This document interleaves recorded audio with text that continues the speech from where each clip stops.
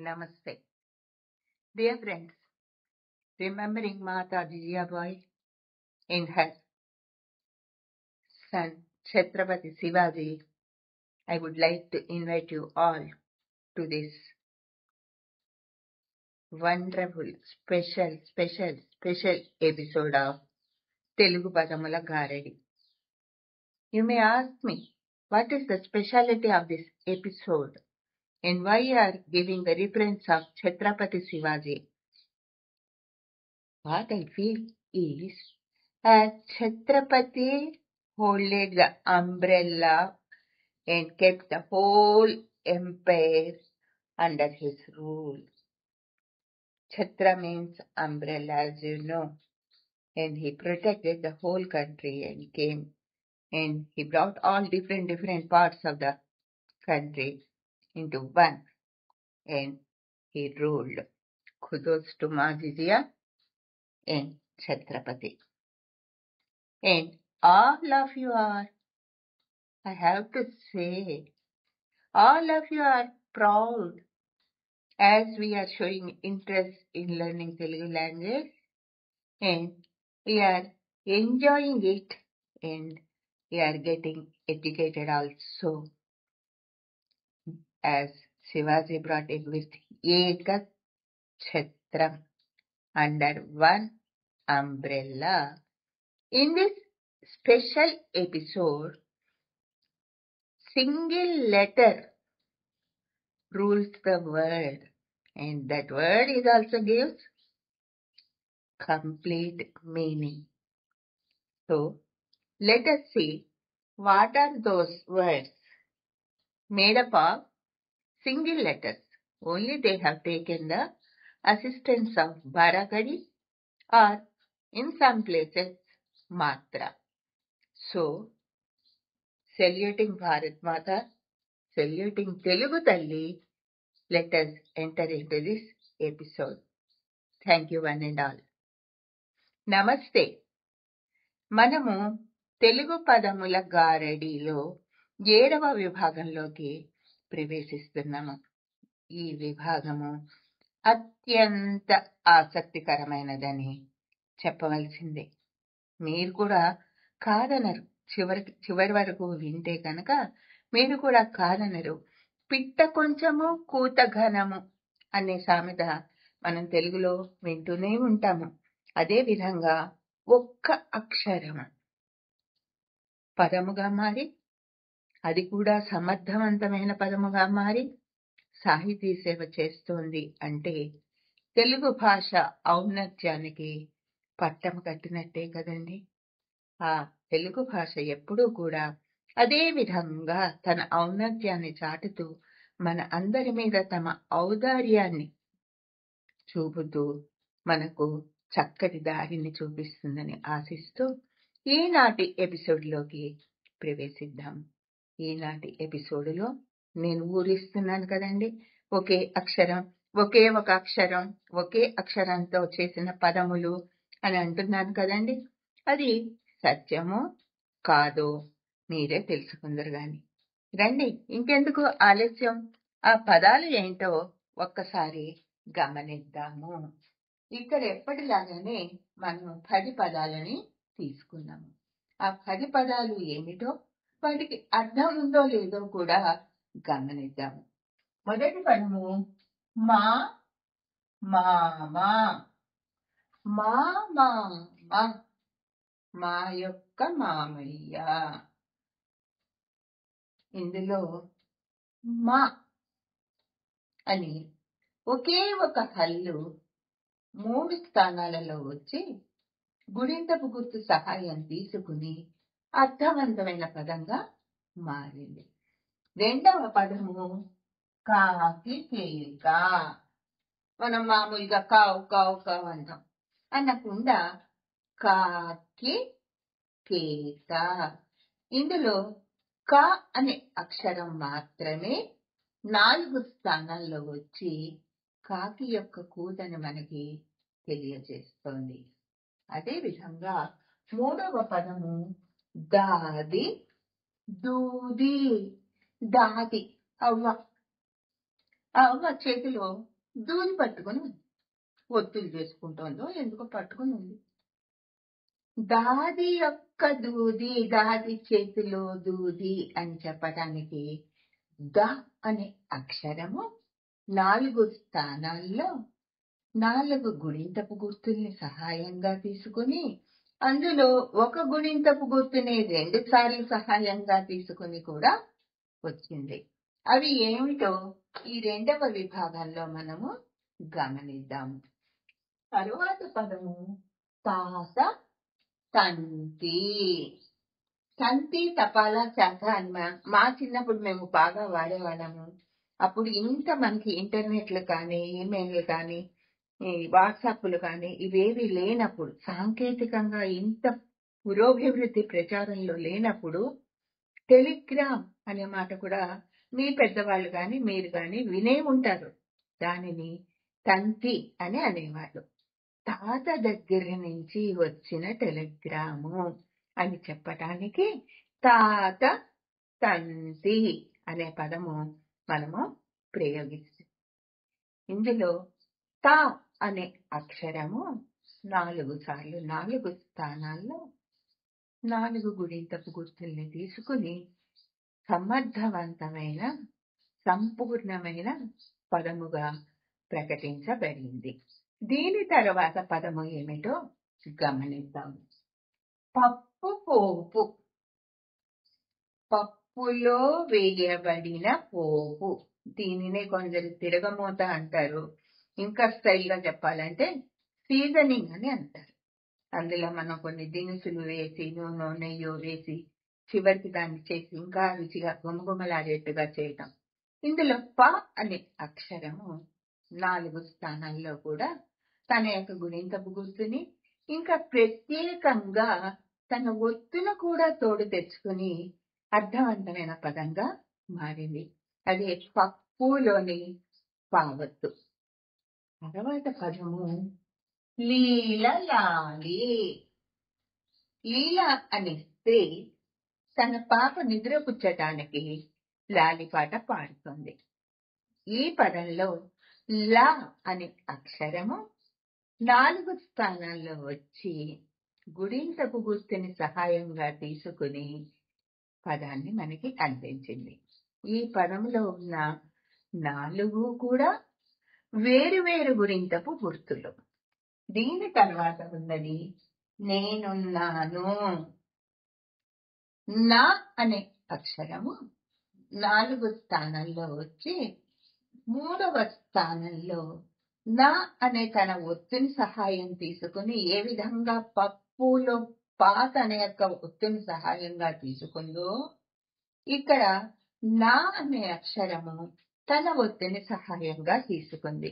మన తెలుగు భాష ఇటువంటి అక్షరములను ద్విత్వాక్షరములు, ఒకసారి అక్షర పూర్తి స్వరూపము, ఒకసారి దాని ఒత్తు స్వరూపము ఒకటే చోట ఉన్నప్పుడు దానిని ద్విత్వాక్షరము అని మనము గౌరవిస్తున్నాము. దీని తర్వాత ఉన్న పదము జేజి జాజి. జేజి జేజ జేజి. భగవంతుని చాలా మంది జేజి అని అంటూ ఉంటారు. ముత్తవలు పెద్దవాళ్ళు ఉంటారు కదండి, వాళ్ళని కూడా జేజి అని అంటూ ఉంటారు. జేజి జాజి అనిలో ఇక్కడ 2 అర్థాలనే మనం స్వీకరించవచ్చు.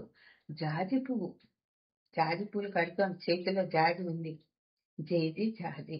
జేజి తాంబూలం వేసుకుంటుంది అనుకోండి, అందులో కూడా జాజికాయ అనే జాజిని చిన్న దినుసుని వేసుకుంటుంది.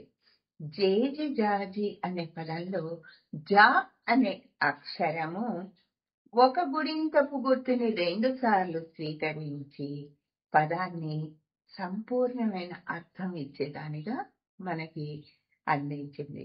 దీని తర్వాత ఉన్న పదము సాసు సీత. ఇది మీకు అసలు నేను చెప్పక్కర్లేదు. అందరు కూడా టమాటా సాసు, మిర్చి సాసు, మిక్సెడ్ సాసు అని సీసాలో మనం ఇప్పుడు, నేను ఏ బ్రాండ్ గురించి చెప్పట్లేదండి, అలా చెప్పాల్సి వస్తే నేను టాటా టీ అని ముందరే అనేదాన్ని కాదు. సాసు పెట్టిన సీసా, సాసు కలిగి ఉన్న సీసా. ఇందులో స అనే అక్షరము 4 సార్లు మొదట చివర ఒకే గుణింతపు గుర్తుని సహాయంగా తీసుకుని వచ్చింది. ఈ గుణింతపు గుర్తులు తెచ్చుకోవడంలో కూడా ఒక్కొక్క పదము ఒక్కొక్క వైవిధ్యాన్ని పాటించింది. దీని తర్వాత ఉన్నది చేచాచి చూచే, చేచాచి చూచే, చేతిని చాచి చూచే. ఈ పదము యొక్క ప్రత్యేకత ఇప్పటి వరకు మనం చూస్తున్నాము, ఇది 3 అక్షరాలు ఉన్నాయి, 4 4 4 4 4. చివరిని మాత్రం 5 సార్లు చ అనే అక్షరము 5 సార్లు గుణింతపు గుర్తుల సహాయాన్ని తీసుకుని తను ఒక సమర్థవంతమైన పదాన్ని, మనకి స్వతంత్రమైన పదాన్ని అందించింది. అయితే ఈ పదాలు ఏంటో, వాటిల్లో ఉన్న ఒకే అక్షరం ఉందా, వేరే అక్షరాలు ఉన్నాయా అనే నియమాన్ని మనం చూసుకుంటే ఆ అన్ని పదాల్లో కూడా ఒకే అక్షరము పునరావృతం అయింది. 1 సారి, 2 సార్లు, 3 సార్లు, 4 సార్లు అయ్యింది. కానీ గుణింతపు గుర్తుల సహాయాన్ని తీసుకుంది. మరికొన్ని అక్షరాలు గుణింతపు గుర్తులతో పాటుగా ఒత్తు సహాయం, అది కూడా వాటి ఒత్తునే తీసుకుని సమర్థవంతమైన పదాలని మనకి అందించింది. కాకపోతే ఈ 2వ విభాగంలో అక్కడ ఉన్న గుణింతపు గుర్తులు ఏమిటి? మళ్ళీ మనం తేట తెలుగు పునాది లెవెల్కి వెళ్ళిపోయాం. అక్షరాలను గుర్తించటము, అక్షరాల్లో దాగిన గుణింతపు గుర్తుల్ని గుర్తించటము, ఆ గుణింతపు గుర్తు బదులు ఉన్న అచ్చు ఏమిటి, ఆ అచ్చు బదులు ఏ గుణింతపు గుర్తుని మనము వాడుతున్నాము అనే విభాగాన్ని ఒక్కసారి పునశ్చరణ చేసుకుందాం. ఇందులో 2వ విభాగంలో చూస్తే మనకి ఏ హల్లు ఉంది? మామూలుగా ప్రతి హల్లు కూడా మన వర్ణమాలలో తలకట్టుతోనే ఉంటాయి. పిల్లలు చదవటానికి తేలిగ్గా ఉంటుందని వాళ్ళని ఉక్ ఖ గ్ ఘ అలా చెప్పరు. క ఖ గ ఘ అని ఉచ్చారణకు వీలుగా ఉండేట్టుగా తలకట్టుని చేర్చే వర్ణమాలలో మనకి అందిస్తారు. కానీ మూల స్వరూపం చూసుకుంటే హల్లు కదండి, హల్లు అంతంలో ఉన్నప్పుడు హలంతము అవుతుంది. ఆ హలంత పదాలు కూడా మనం చాలా చూస్తూనే ఉన్నాము. శ్రీకాంత్, శ్రీనాథ్ అలా అన్నప్పుడు, ప్రయాగ్ అలా అన్నప్పుడు మనకి నాసిక్ అసలైన హల్లు స్వరూపము, మూల హల్లు స్వరూపము మనము గమనిస్తే కనుక అచ్చు దానిలో చేరి ఉండనప్పుడు, హలంతంగా ఉన్నప్పుడు ఆ అక్షరము ఏ విధంగా ఉంది, ఆ విధంగా ఉన్న ఆ అక్షరము ఏ ఏ అచ్చులని తెచ్చుకుని ఆ రూపాన్ని పొందింది. మూలముగా ఉన్న హల్లు ఏమిటి, ఆ హల్లు ఏ అచ్చు గుణింతపు గుర్తుగా మారుట వలన ఆ అక్షర స్వరూపాన్ని పొందింది అనేది ఒక్కసారి 1-2 పదాలు మనము పరిశీలిద్దాం. ఇక్కడ మనం చూసుకుంటే ఉన్న అక్షరము మా, కానీ దాని మూల స్వరూపము ఉమ్ము. ఈ ఉమ్ము అనే హల్లు ఆ అనే దీర్ఘాన్ని తీసుకుని మాగా మారింది. మరొకసారి కూడా ఉమ్ము అనే హల్లు దీర్ఘాన్ని తీసుకుని మాగా మారింది. 3వసారి ఉమ్ము అనే హల్లు తలకట్టుని తీసుకుని, అంటే ఆ అనే అచ్చు సహాయం తీసుకుని మాగా మారింది. ఉమ్ము అనే హల్లు ఆ ఆ ఆ అనే 3 అచ్చుల సహాయాన్ని తీసుకుని మాగా మారింది. దానిలో ఉన్న గుడింతపు గుర్తుల్ని తెలియజేయండి అన్నప్పుడు ఉమ్ము దీర్ఘము, దీర్ఘము తలకట్టు.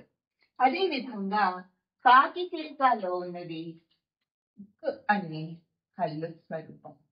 ఉక్ అనే హల్లు స్వరూపము ఆ ఈ ఏ ఆ అనే దీర్ఘము గుడి యత్వదీర్ఘము తలకట్టు అనే 4 గుడించపు గుర్తుల సహాయంతో కాకి కేక అనే పదంగా మనకి వినిపిస్తుంది. తర్వాత ఉన్న దాది దూది, ఇందులో ఉండే హల్లు స్వరూపము ఉద్దు. ఈ ఉద్దు అనే హల్లు ఆ అనే దీర్ఘాన్ని ఈ అనే గుడిని తీసుకుని దాది అనే పదాన్ని ఏర్పరచుకుని అది తరువాత ఊ అనే అచ్చుని తీసుకుని కొమ్ము దీర్ఘాన్ని గుడిని తీసుకుని ఈని దూది దాది దూది అనే పదాన్ని మనకి అందిస్తోంది. దాని తర్వాత ఉన్న హల్లు ఉత్తు అనంత్ అచ్యుత్. ఆ ఉత్తు అనే హల్లు ఆ దీర్ఘము తలకట్టు తీసుకున్నప్పుడు తాత అనే విధంగా మారింది. ఈ పదంలో ఒక ప్రత్యేకత ఉంది. ఈ పదము ఉభయాక్షరమైన సున్నాని కూడా తనతో కలుపుకుంది. కలుపుకున్నప్పుడు ఉత్తు నుంచి తలకట్టు వచ్చింది, పూర్ణానుస్వారం కూడా వచ్చింది. అప్పుడు తం అనే పదం అక్షరం మనకి ఏర్పడ్డది. ఆ పూర్ణానుస్వారం తర్వాత గుడి ఈ అనే అచ్చు సహాయాన్ని పొంది తాత తంతి అనే పదాన్ని ఏర్పరచుకుంది. పప్పు పోపులో కూడా ఇక్కడ మనము చూస్తే ఇక్కడ మనకు ఒక ప్రత్యేకత కనిపిస్తుంది. అది ఒత్తుని తీసుకుంది 2వ స్థానంలో. మొదటి స్థానంలో తలకట్టు, 2వ స్థానంలో ద్విత్వాక్షరము కొమ్ము, ద్విత్వాక్షరము 2 కూడా ఉన్నాయి. ఇదే కొమ్ముని 2 చోట్ల తీసుకుంది. ఇక్కడ కొమ్ము మనకు కనిపిస్తోంది, ఇక్కడ కొమ్ము మనకి కనిపిస్తోంది, ఇక్కడ ఊ మనకి కనిపిస్తోంది, ఇక్కడ ఊ మనకి కనిపిస్తోంది. లీలలాలి, ఇందులో ప్రత్యేకత ఏంటంటే ఈ అనే హల్లు 4 రకములైన గుడింతపు గుర్తుల సహాయాన్ని తీసుకుని పదాన్ని ఏర్పరచుకుంది. ఆ గుడింతపు గుర్తులే ఈ అ, గుడి దీర్ఘము తలకట్టు. లీల లాలి అనే దాంట్లో ఆ ఈ హ్రస్వం వచ్చినప్పుడు దీర్ఘము గుడి పొంది లీల లాలి అనే పదం ఏర్పడింది. ఇక్కడ 4 కూడా వివిధములైన గుడింతపు గుర్తులు. ఇక్కడ ఒత్తు తీసుకున్నది ద్విత్వాక్షరం మనకి కనిపిస్తుంది. ఇక్కడ ఉభయాక్షరమైన సున్నాను తీసుకుంది. దీని తర్వాత నేనున్నాను, అందులో ఉన్న అనేది